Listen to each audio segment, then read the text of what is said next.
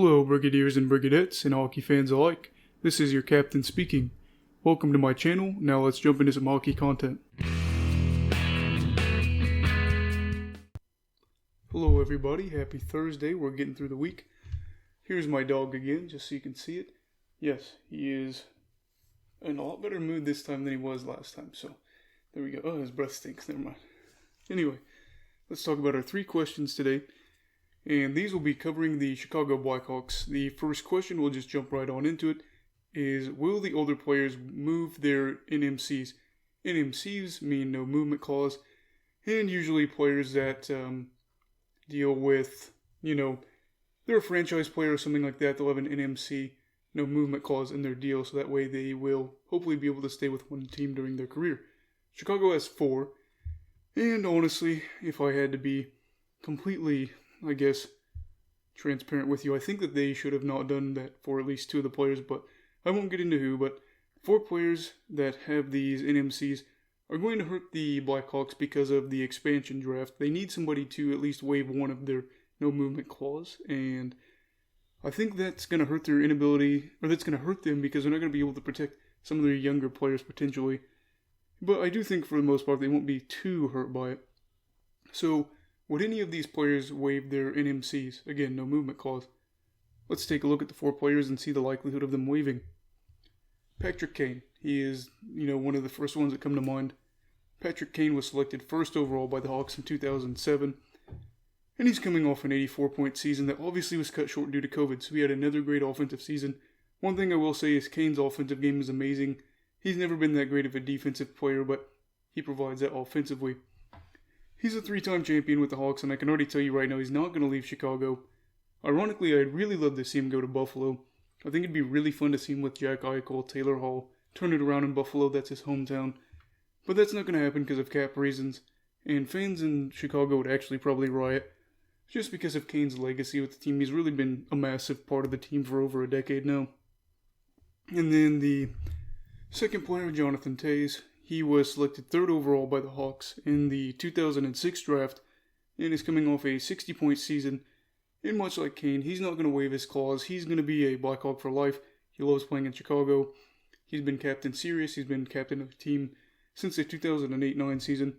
And just like Kane, Hawks fans would riot in the city if he waived his clause and they were traded. But if Toews, I was mixing up Toews and Kane, there we go. Ugh. If Toews was traded, the city would again have issues. They wouldn't move it anyway. Like I said, he's like Kane, he's a lifer. He's not going to play for any other team, hopefully. The 3rd player, Duncan Keith, was selected in the 2nd round of the 2002 draft, and his age is kind of getting to be at that point where you look at it and say maybe he should, waive his NMC. But the 2-time Norris winner, was a core member of that dynasty, and I don't think he'd move it or waive it, as the Hawks are the only teams that he's ever played for. I just think that, Keith was such a big part of that team during that run, especially, you look at 2015 where he was playing over 30 minutes a game, and there was times that he had, 35, 40 minutes sometimes. I just can't see him. Chicago's been his home for so long. I think that, again, he'd be a player that they really would like to keep for his whole career. And then finally, you have Brent Seabrook. Seabrook is a player that Hawks fans would love to have him waive his no-movement clause. And his cap hit is just ugly since he doesn't really provide much at this point. Defensively, he's not great. Offensively, no. However, he's been, there his whole career. Just like Duncan Keith, he's played 15 seasons with the team. And I don't think that he would move his clause because of money issues. But ideally, Chicago could get him to, waive that movement clause and protect another player, just because I can't see Seattle, taking another player or taking Seabrook in the expansion draft. He's not really worth much. His cap hit's high. I mean, obviously he's played his whole career in Chicago. I think that he would be the most likely out of the 4, but for money reasons, I don't know if he would. The second question, can Alex DeBrincat, can he gain back that 2018-19 momentum? DeBrincat has had a very impressive season in the 2018-19 season. However, he regressed this past season. So can he get back those offensive numbers? First, let's take a look at his career stats. Year 1, 28 goals, 24 assists, 52 points in 82 games played, 0.63 points per game. Not a bad year as a rookie. Year 2 he exploded, 41 goals, 35 assists, 76 points in 82 games played, 0.93 points per game. Year 3, 18 goals, 27 assists, 45 points in 70 games played, 0.64 points per game. As we can see, he's regressed offensively this past year. I do think DeBrincat will bounce back from this past year, but I'm not going to get bold enough to say he'll score 76 points in 82 games. I think a 60-point season for DeBrincat would be a good goal to set for like a minimum of what he'd want. However, getting 70 points out of him I don't think is out of the question. We've already seen him do it once. Maybe this past year was a one-off. I do think that, DeBrincat hasn't missed a single game. That's a great thing for him. So you can look at him and say he's consistent. He's going to be able to bounce back offensively. And I do think he will have a higher point total this year. But I think that if he has 50 points or less this upcoming season, it should probably be a concern.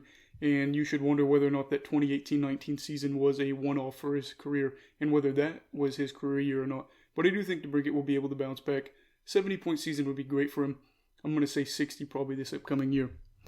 And then the last question is going to be about their goaltending. The third question is, can Collin Delia be the solution in net? Delia is 26 and really hasn't gotten a chance in the crease to prove himself. But it looks like he and Malcolm Subban will be the goalies for the Hawks. Delia in the NHL. His numbers aren't exactly impressive, but the one bright spot so far is he had a .908 save percentage on a just kind of like average to below average defensive team in Chicago last year. It's tough to get a read on him, and I'll list his NHL and AHL stats. NHL stats, 16-7-5 record, 3.65 goals above average, .906 save percentage, again nothing crazy to write home about, 0 shutouts. And then his AHL stats, 46-32-7, 2.63 goals against average, .918 save percentage, 4 shutouts. Decent numbers with the Rockford Ice Hogs. And I think that I'm just not really convinced Delia will be a franchise goalie, but I think this year is a good year for him to get a chance to figure out whether or not he could be, or the Hawks in general, to figure out if he's going to be able to be a decent backup goalie, if he could be, the second goalie for the future of the franchise. I know they did just draft a goalie recently here, so we'll be able to see whether or not he'll end up being a good backup potentially, or he could prove me wrong and end up being a franchise goalie. Delia, I don't know what to say. He's had some struggles, and I think that's part of the thing is Chicago is in the middle of a rebuild, retool, whatever you want to call it. I think that Delia, maybe could have a bounce back year, and last year wasn't a terrible year. I just think that he's going to have to find a way to, even with a bad defensive team probably, he's just going to have to figure out a way to make this happen. Otherwise, his dream of playing in the NHL could take a hit, and he could be an AHL regular. We'll see. That's going to be my 3 questions for the Chicago Blackhawks heading into the 2021 NHL season. Please don't breathe into that, please. And anyway, everybody, stay safe from COVID. Have a great week. I will see you Sunday. And make sure to like and subscribe if you're seeing this. I know I don't really bring that up a lot, but if you could like and subscribe, comment, whatever, that'd be great. Everybody, again, have a great week. Goodbye, Brigadiers and Brigadettes, and hockey fans in general. This is your captain signing off. Have a great week.